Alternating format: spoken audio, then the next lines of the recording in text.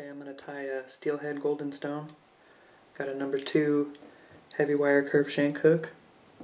Got a 3/16 inch copper bead. Gonna wrap in some 35 gauge lead wire, because we want this thing to sink like a freaking rock.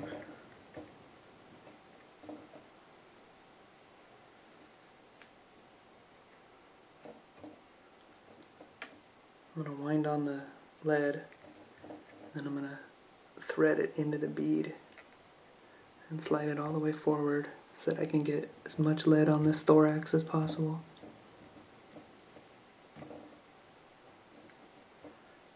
And I think that looks perfect. I'm going to tie in a 6/0 tan thread. I'm going to tie it right over the tag from that lead. Then I'm going to just wrap through this to secure it. I don't want it to roll around on me.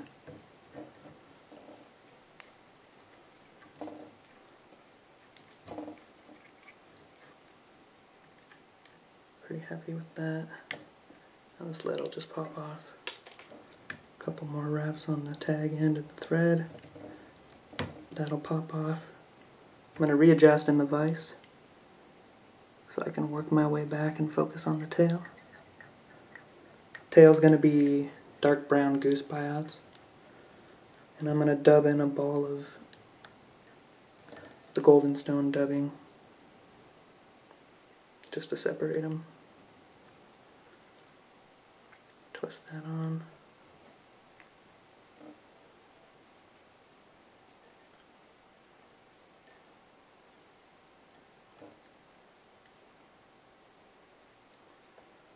Tie these goose buyouts, one on each side.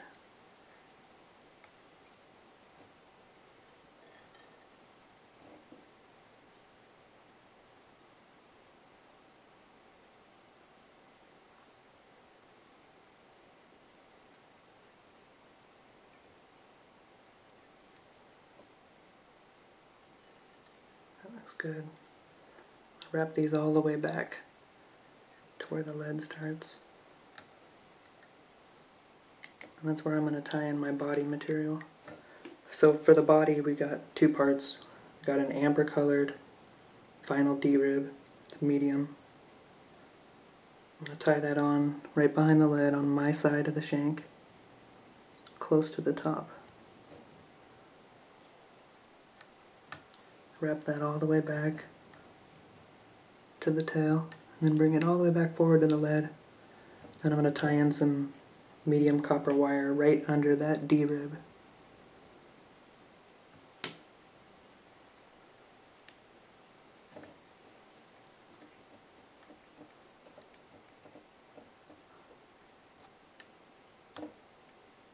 I'm going to come back up to the top. I'm going to tie in some holographic gold mylar.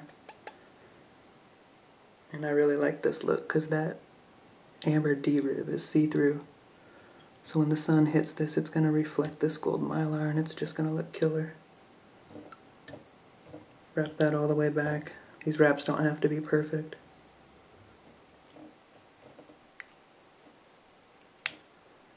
Then I bring it all the way forward and tie it off.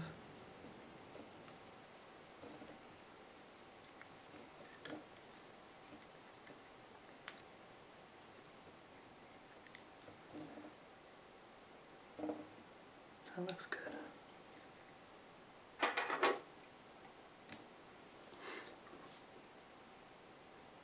So I'm going to bring the D-rib forward, and as I wrap it up, I'm going to leave a small gap in between each wrap. That's just enough room for that copper wire to nestle right in between there. And I don't always get it perfect the first time, so when I get to the end here, I'm not going to tie this D-rib off very securely, in case I have to finesse it a little bit. It's happened once or twice.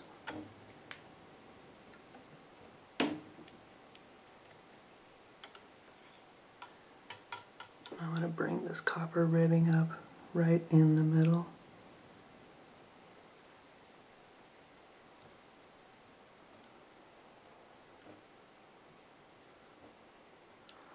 And I'm pretty satisfied with that. So I'm just gonna secure both pieces of my body. Then I'm gonna clip that D-rib and save what's left. That's more than enough to tie a fly. Secure that copper wire. I'm just going to work this back and forth till it snaps. I don't like to use my scissors to cut wire. I'm going to readjust in the vise so I can focus on this thorax. I'm going to tie in a piece of latex that I already cut. It's about 1/4 of an inch wide.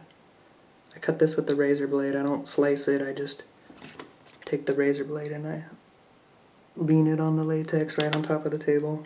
Don't try to cut it with your scissors, it'll look like garbage. I'm going to lay this right on top. I'm going to catch it with a loose wrap first so that it doesn't roll over on me. Make sure I like how it looks. And that does look pretty good. So I'm going to wind it back to exactly right there. I'm going to just secure this, clean up a little bit with some wraps here. Now we're going to make a dubbing loop. So I'm going to roll out about 18 inches of thread here. I'm going to put my finger right in the middle, then I'm going to bring the bobbin back to the hook and make a couple wraps. Now I've got this loop of thread. And I'm going to wrap back to the start of that thorax. I'm going to leave bobbin right in the middle. So now I've got this loop of thread and I'm gonna use a Sharpie because it's what I have at hand to hold my thread, and I'm gonna use this to spin the dubbing. I'm gonna line my dubbing up right in between these pieces of thread. I'm gonna wax it first. It's a little heavy on the wax. Now I'm gonna take my golden stone dubbing, just slide it right in between these pieces of thread. Spread it out. Try to make it even. Doesn't have to be perfect.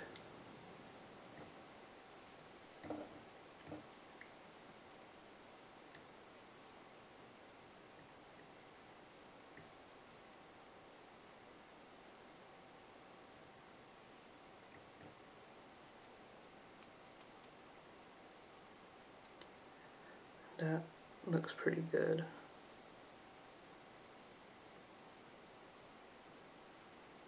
So that's what you end up with. And you just start spinning this. And all that dubbing is going to flare out. It's going to explode with color. It's going to move nice in the water, give it some good undulation. Try to use that word as often as possible.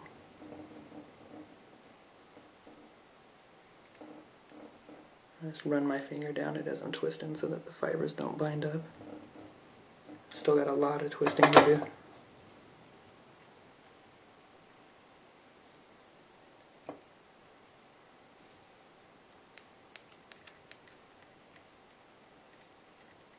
You may need to ice your wrist down after this. That's looking good. You're going to lose a lot of this dubbing. You're probably going to lose 15% of it. That's the look I'm going for. So now I'm going to grab some Velcro and I'm going to tease some of this out. All you need to do is have a 2-year-old outgrow a pair of shoes. Take the Velcro strap off and your money. Tease out this dubbing. And that looks really good. Twist it a little more. I'm just going to move it out of my way. Is this the perfect time to stop and take a drink?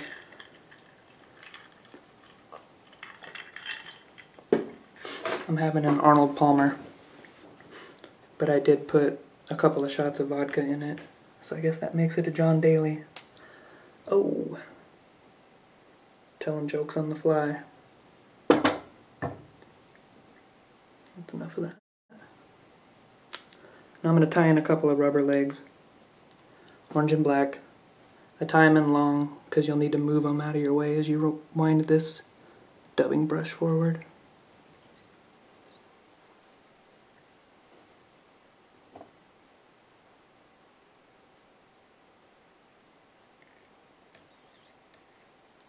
I'm gonna advance my thread to right behind the eye. I'll move it out of my way.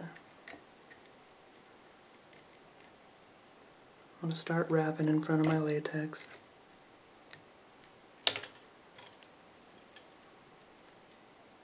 Moving my legs out of the way so I don't trap them on accident. Brushing back all these fibers as I work my way forward.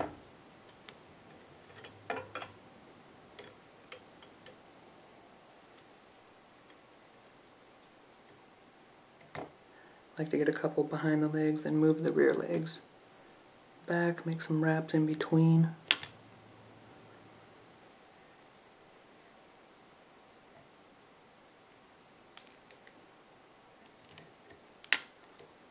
Then move the front legs out of the way.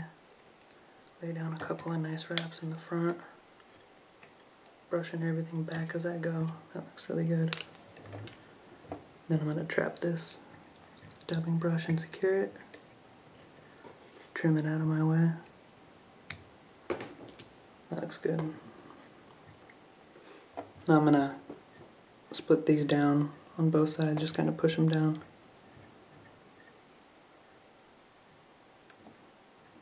And I'm going to bring this wing case over.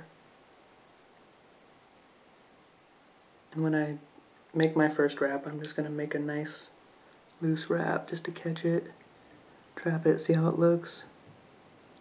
I got some dubbing in there.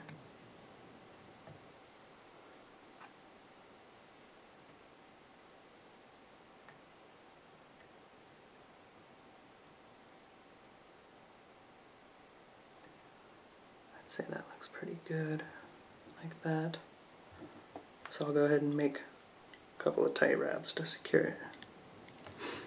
Now I want to trim this latex out of the way, so I just stretch it up. I grab my razor blade, and I just nick it on the corner here, and it'll snap right off.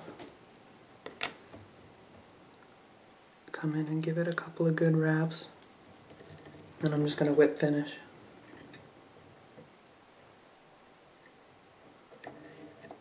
Give it 2 of those.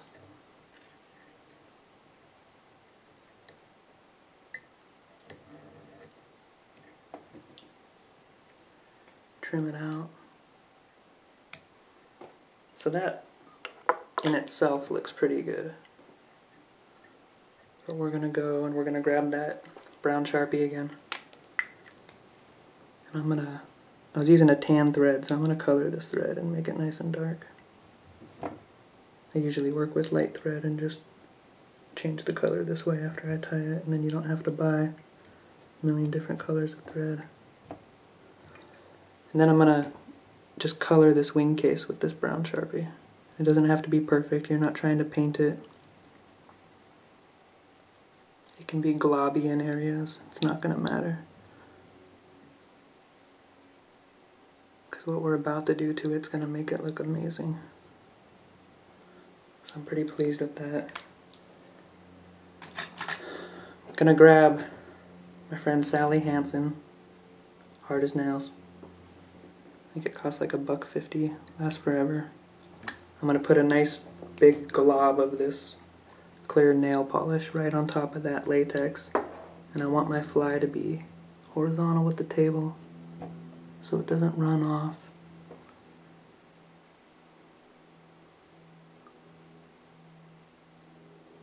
I'm just gonna let that drip right on top.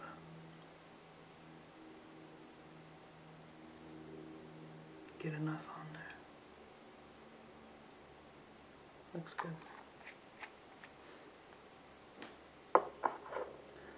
Now I'm going to take a needle.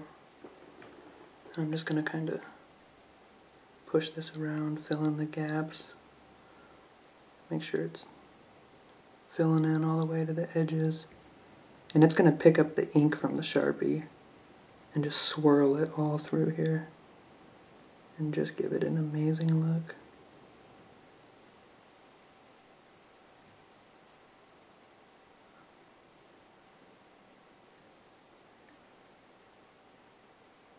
That looks great. Go ahead and take some of that Hard as Nails and let it hit my thread. Secure my thread. And that's a Steelhead Golden Stone. You can do it in any combination of colors, red and black, green and black. You can do an all-wire body instead of using the D-rib if you want to go heavier. Something like a Copper John. Great fly. There you go.